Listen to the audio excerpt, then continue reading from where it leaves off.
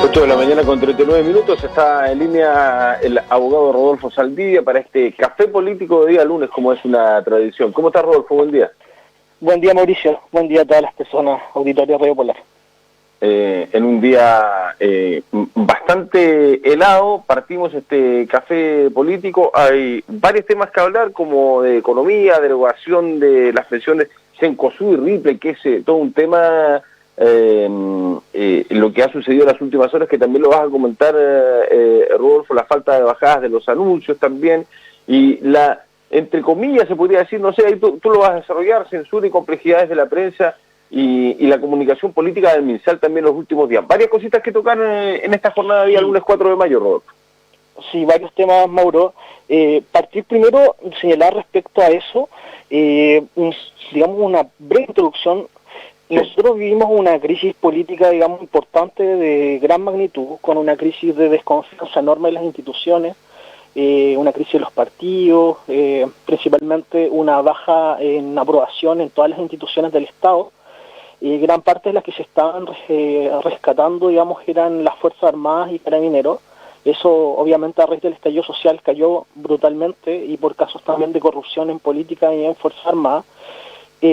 Posteriormente tuvimos un escenario, una crisis social muy agudizada, digamos, principalmente por un tema que el gobierno aún no tomado en consideración, que es realmente la cifra de pobreza, que es una pobreza muy escondida.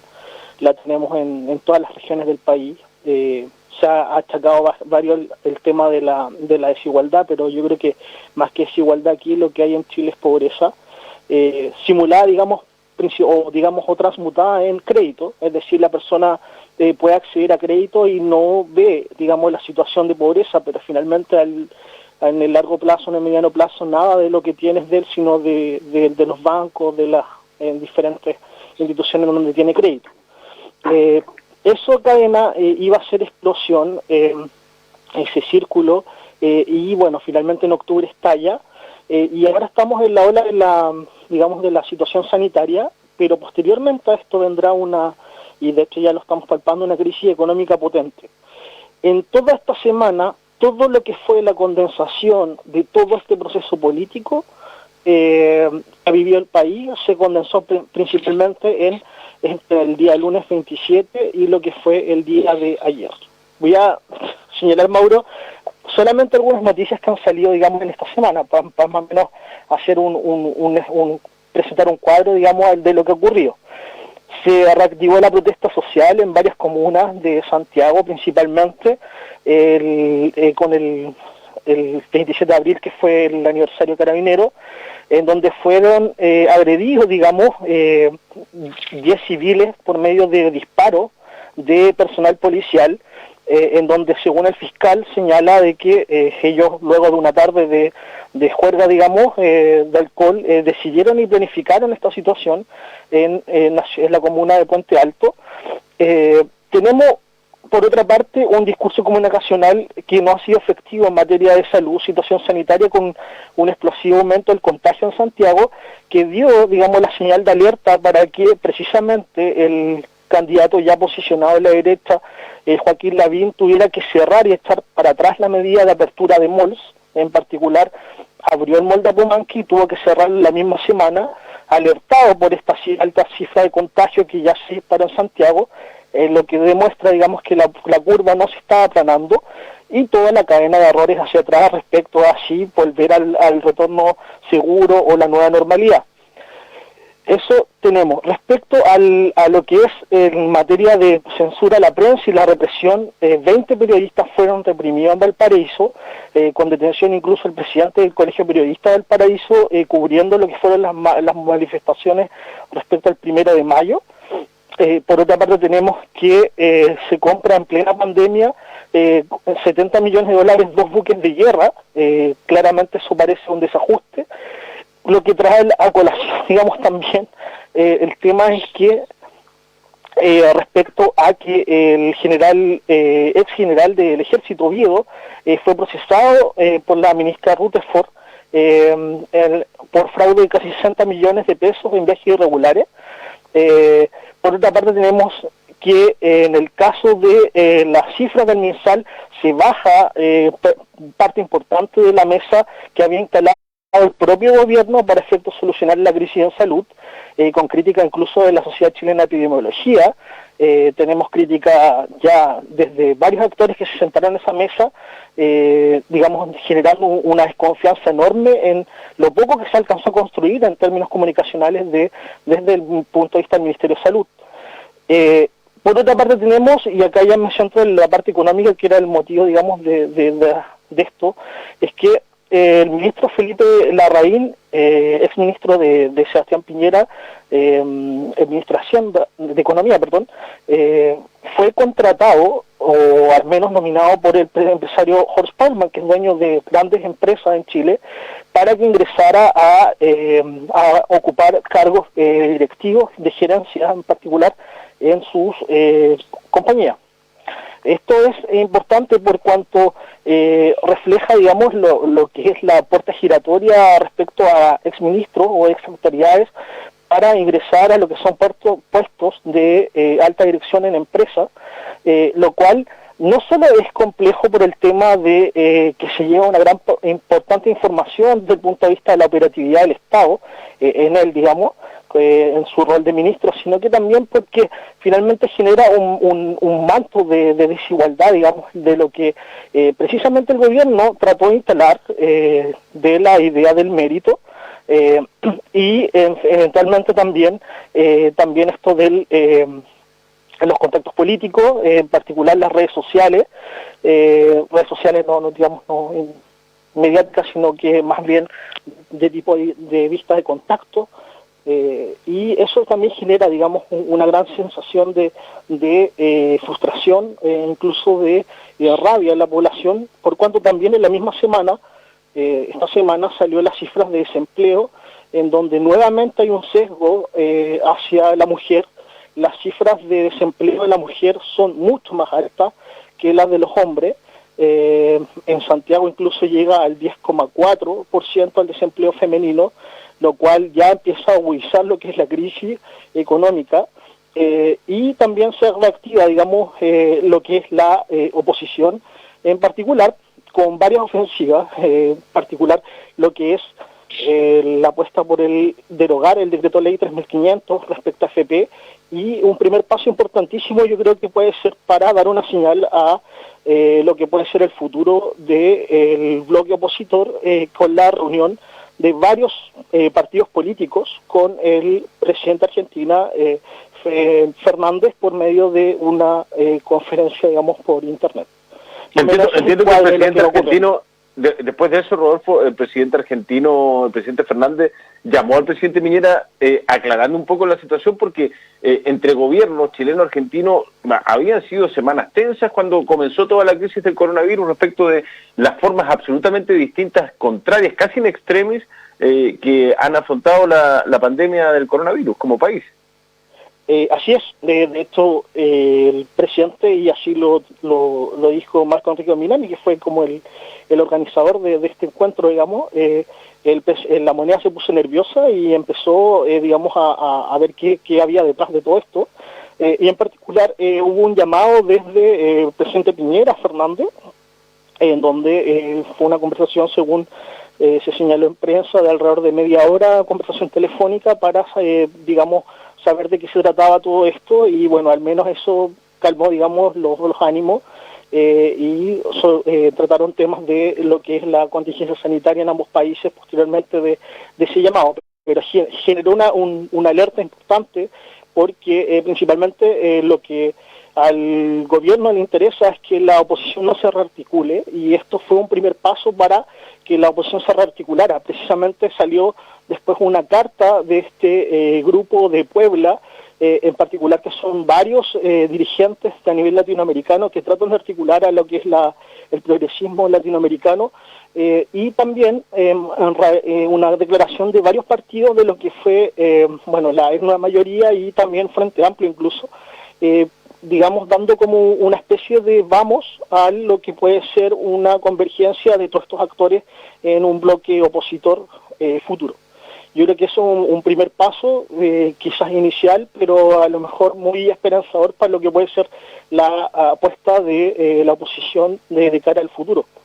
Claro, además que han estado bastante, como oposición, bastante, no es escondido la palabra, ¿no? Pero poco activo, o sea, se ha visto poco en escena a la oposición. Y por otro lado, cuando se les pregunta, la misma gente de la oposición dice: nosotros hemos estado a voluntad casi 100% en aprobar todos los proyectos y los anuncios que ha hecho el Ejecutivo. Mañana hay votación importantísima donde vamos a ver cómo se comporta la oposición, pero desde muchos lados se ha tratado de politizar también este tema de la pandemia, y creo que no es el momento de estar politizando las cuestiones, cuando primero hay que salir obviamente de todo lo que estamos viviendo. Claro, respecto a eso, claramente hay una bajada comunicacional que se escuchó en varios personeros de la derecha tratando de obstruccionista a la oposición, pero realmente el proyecto que han tirado al Congreso en particular, que fue el tema de inyectar, digamos, varios recursos a la economía, han sido aprobados, digamos, por la oposición, y han generado ciertos problemas. Por ejemplo, y acá me engancho con el tema de lo que fue Cencosud. El Cencosud es un holding que agrupa a varias empresas, entre ellas Jumbo, Santa Isabel, Almacenes París y Johnson. Lo que hizo precisamente fue, a raíz de lo que ocurrió, es suspender ciertos contratos laborales a raíz de este acuerdo, digamos, que hubo entre oposición y gobierno, para, digamos, no obtener, o sea, no pagar, digamos, los sueldos de los trabajadores en forma íntegra, y a raíz de esto se generó todo un problema, porque la ley establece y permite, digamos, el retiro de utilidades de los socios de estas empresas, y eso no fue objeto de tratamiento en esta legislación precisamente para no ser obstruccionista a lo que fue la iniciativa del gobierno y que fuera aprobado. ¿Qué ocurrió en lo concreto? Fue que Cencosud anunció de que iba a repartir utilidades por 90.000 millones de pesos a sus socios, y eso generó toda una ola de críticas, porque precisamente con esa cantidad de dinero repartía a los socios, evidentemente podrían haber pagado los sueldos de sus trabajadores para que ellos no tuvieran que acogerse a esta suspensión temporal del empleo y de contratos, perdón, y tuviesen que, por medio del AFC, que son fondos de ellos, tener que pagar sus ingresos. Ripley hizo lo mismo, y acá viene un problema, digamos, político serio, digamos, a raíz de lo que ha sido el estallido social. Es que, en particular, Ripley salió una carta, digamos, una comunicación hacia sus trabajadores, en donde les señala de que pueden, a raíz de esta baja, precisamente de que la empresa decida acogerse a esta suspensión temporal de contratos, poder obtener créditos desde Ripley, desde Banco Ripley, para suplementar los ingresos de sus sueldos, que obviamente no van a ser enteramente pagados por ellos, sino que por medio de su descuento de su AFC. Entonces aquí hay un tema que es bastante complejo, por cuanto una empresa que finalmente, y bueno, obviamente van a ser descontados en 10 cuotas, señala el comunicado de Ripley, a contar del año 2021. Entonces finalmente estas grandes empresas, en donde el eje central de todo lo que fue la movilización social fue el abuso, el lucro, finalmente terminan cayendo en lo mismo, digamos, precisamente porque la oposición no quiso ser obstruccionista, y generó un problema incluso que salió al ruedo la ministra del Trabajo, Saldívar, señalando que no era el espíritu de estas empresas que tomaran esa actitud, digamos. Pero claramente, si no hay un trabajo de un consenso, digamos, de una discusión en una mesa, con un horizonte claro, y también con bajadas concretas, digamos, a los anuncios, y solamente ocupan el Congreso como buzón para, precisamente ante la opinión pública, no ser una posición obstruccionista, se generan también estos problemas, porque finalmente no son complementados o mejorados los proyectos. Perdón, pero lo de la carta Ripley, Rodolfo, para profundizar en aquel tema, es vergonzoso. Son esas cuestiones que uno le da vergüenza ajena de decir, pero ¿cómo? A ver, la empresa Ripley a sus trabajadores le está diciendo, perfecto, vamos a hacer la suspensión del contrato para que ocupen sus fondos en ese sentido durante los próximos 3 meses. Ahora, si no les alcanza las lucas en estos próximos 3 meses, nosotros le vamos a hacer un préstamo hasta $1.000.000, creo que es. No nos tiene que pagar durante el 2019, lo puede empezar a pagar usted, trabajador de nosotros, a partir del próximo año en cuotas de $100.000 mensuales, en 10 cuotas, ¿no? Si te vas en $1.000.000. Y que además cuando te dan la plata firmas de que se te puede descontar de tu sueldo. Es decir, el otro año, Ripley además a algunos trabajadores que pidan la plata, que no van a ser pocos, les va a descontar de su sueldo la cuota, que pueden ser 50, 60, 70, 80 o $100.000 mensuales de su sueldo, siendo que además ya los hizo gastarse su fondo de cesantía. Estas son las cuestiones que huelen mal, se ven mal, todo mal por horror. Así es, absolutamente, Mauricio, y eso es claramente lo que está en eje, digamos, de lo que fue el estallido social. Entonces, parece grave, en particular porque si es que no se plantean una oposición fuerte, precisamente en puntos como ese, que quizás el gobierno no lo vio, ya pueden también hay que actuar acá de buena fe, quizás no vio ese problema, pero precisamente para eso es el rol de la oposición, y se señala, digamos, de que la oposición estaría siendo obstruccionista. Entonces, claramente no es tan fácil, digamos, la política como para tratar de plantearlos como que todos los proyectos del gobierno tienen que pasar, digamos, casi como un buzón al Congreso y sin discusión inmediata, casi, y digamos, aprobados así nomás, sino que hay un trabajo detrás, un trabajo complejo de ver todas las variables que puedan ocurrir y los intereses que hay detrás. Porque, y acá cierro con ese punto, precisamente Cencosud acaba de contratar, digamos,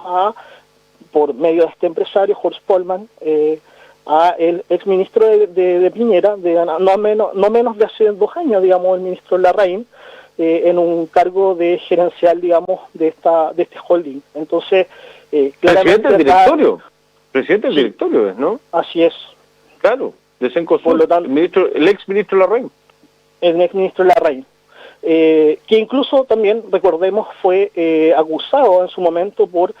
ocupar fondos públicos para un viaje a Harvard, donde finalmente tuvo que devolver desde su sueldo, digamos, parte del dinero para que obviamente no tuviera problemas con Contraloría. Finalmente salió, digamos, absuelto de esa situación, pero generó todo un problema por cuanto, digamos, hay un tema ahí también de la agenda del abuso. Recordemos lo que fue en particular el año pasado el viaje del presidente Piñera con sus hijos a China, en donde llevó al empresario Andrónico Luksic en el avión presidencial, dejando afuera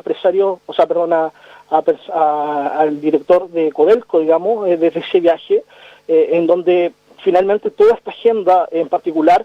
se condensa precisamente en esta semana, en donde vemos por una parte recrudecer lo que es la represión hacia la prensa, hacia la población civil por medio de este disparo de los policías a 10 civiles, dejando 10 civiles heridos en Santiago. Por otra parte tenemos lo que fue el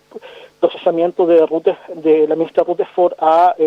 por corrupción, precisamente a lo que fue el ex general del ejército. Tenemos este tema bastante complejo respecto a lo que es el tema económico y lo que son los abusos, en particular desde ciertos empresarios hacia la población,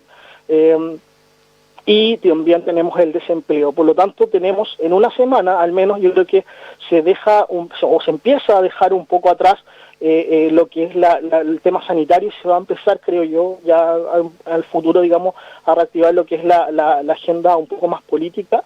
En particular, algo ya se vio ayer, digamos, en los medios de televisión abierta, con lo que es la ofensiva de la coordinadora No Más AFP,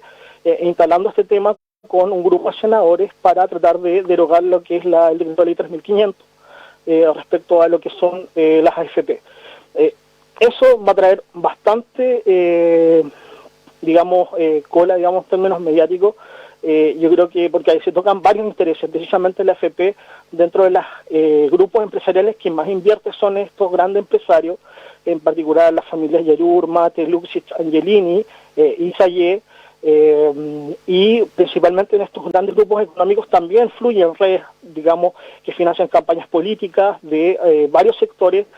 también fluyen redes y contactos que también necesariamente no están en la primera línea política, pero sí son operadores en varios medios de comunicación, son auspiciantes de varios medios de comunicación, por lo tanto, claramente cuando se toca el corazón del sistema, que son las inversiones de las AFP hacia estos grandes holdings, se empiezan a desplegar estrategias comunicacionales bastante potentes. Algo se vio ayer, digamos, con Estado Nacional y el gerente general de AFP, Larraín, digamos, en entrevista en Estado Nacional, en Televisión Nacional, y en la mañana con el senador Felipe Cas también en Canal 13. Evidentemente esta semana va a empezar a traer bastante noticia, yo creo que esa situación. Se nos acabó el tiempo, Rodolfo, pero yo quería hacer solamente un alcance al último a propósito de lo que tú estabas diciendo, de lo que se viene en estos días. Un puntito más de aprobación para el gobierno de Sebastián Piñera, está alrededor del 25-26% de aprobación, según